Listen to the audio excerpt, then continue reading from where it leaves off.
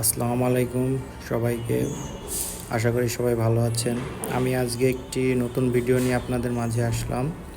আমি আজকে স্ল্যাবের যে আমাদের হাইট হয় লেভেল, এটা মেজারমেন্ট ঠিক আছে কিনা আমি চেক করতে আসছি, এবং তারা যে কাজগুলো করছে উপরে সেন্টারিংয়ের, এগুলো চেক করতে আসছি।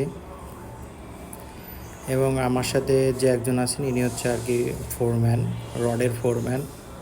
আমি এখানে একটি মেজারমেন্ট আছে বিমের মেজারমেন্টটি ঠিক আছে কিনা এটি চেক করছি, এবং বিমের যে আমার শাটারগুলো কমপ্লিট হয়েছে প্রতিটা শাটারগুলো আমি চেক করছি, প্রতিটা বিমের শাটার, এবং ভিতরের যে নোংরাগুলো আছে এগুলো আমি পরিষ্কার করার জন্য তাদেরকে বলে যাচ্ছি, কারণ এর ভিতরে নোংরা থাকলে অবশ্যই পরিষ্কার করে নিতে হবে।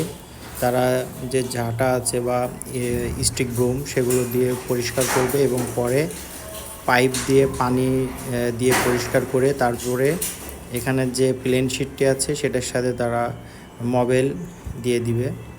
এটা কিন্তু পোড়া মবেল হলে হবে না, ভালো মবেল দিতে হবে। পোড়া মবেল দিলে আপনার নিচের যে আরসিসির মানে স্কিনটা আছে সেটা কিন্তু হচ্ছে কালো হয়ে যাবে, এটা দেখতে খারাপ হবে। আমি এখানে পাশে লিফটের পাশে যে কলামটি থাকে সেখানে আমরা ধরি, এটা আপনাদেরকে আমি একটু পরেই দেখাচ্ছি। এখানে আমি মেজারমেন্টটি মাপছি, এবং খেয়াল করবেন যে নিচে যে বাঁশগুলো দ্বারা দিয়েছে সেন্টারিংয়ের নিচেই ঠিক স্ট্যাজিং, এটার দূরত্ব কিন্তু 2 ফিট ম্যাক্সিমাম। আপনি উপর থেকেও এটা টেপ দিয়ে মেপে নিতে পারবেন বা নিচে থেকেও মাপতে পারবেন। ফোরম্যানকে ঠিক সেভাবেই বলবেন, না হলে কিন্তু আপনার স্ল্যাবটি ক্রাশ করতে পারে। উপরে যখন ঢালাই হবে ভাইব্রেটিং করবে, নিচে যদি আমার প্রোটেকশন ভালো না হয় বা দূরত্ব বেশি হয় সেক্ষেত্রে এটা ভেঙে যেতে পারে। এগুলো অবশ্যই খেয়াল করবেন, এবং যে লেভেলটি আছে লেভেলটি তারা নিচ থেকে আপ ডাউন করে নেবে তাদের মেজারমেন্ট অনুযায়ী, যেখানে আপ লাগবে আপ, যেখানে ডাউন লাগবে ডাউন।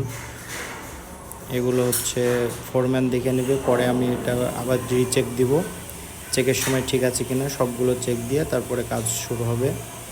আর সেন্টারিংয়ের পরেই তারা প্লেন শিট অলরেডি উঠাচ্ছে ওই পাশ দিয়ে। আপনার প্লেন শিটটি ওঠানোর পরেই কিন্তু তারা প্লেন শিট বিছাই দিবে। সেই ক্ষেত্রে আপনার একটি দেখো যে প্লেন শিটের উপরে কোনো মশলা লেগে আছে কিনা বা জং ধরেছে কিনা। যদি মশলা বা জং থাকে প্লেন শিটে তাহলে অবশ্যই সেটা ঘষে নিতে হবে।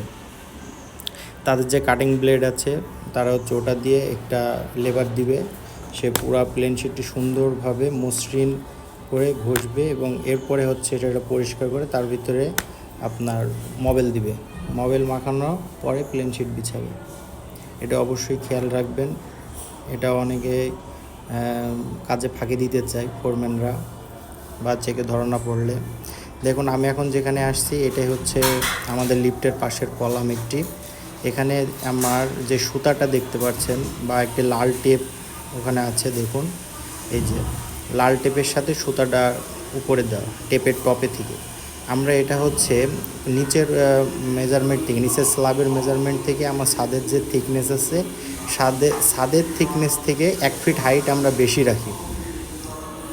1 ফিট হাইট বেশি রাখার পরে আমরা এটাতে হচ্ছে সুতা লাগাই টপে, এবং পুরা ছাদে এই প্রতিটা কলামে আপনার ওয়াটার লেভেল হয়ে এই মেজারমেন্টটি চলে যাবে, এবং ওয়াটার লেভেল হয়ে যাওয়ার পরে ওখানে আমার যে সুতাটা টাঙাবে সুতা টাঙানোর উপরেই এটা মাপ হবে। অবশ্যই খেয়াল রাখতে হবে মেজারমেন্টটি ঠিক আছে কিনা, ওয়াটার লেভেল হচ্ছে কিনা, নাহলে কিন্তু ভুল হবে। এটা আপনারা অবশ্যই খেয়াল রাখবেন। এবং এরপরে কোনো কাজ মানে ছাদের এরপরের যে স্টেপ কাজ আপনাদেরকে আরেকটি ভিডিও আমি দেখাবো।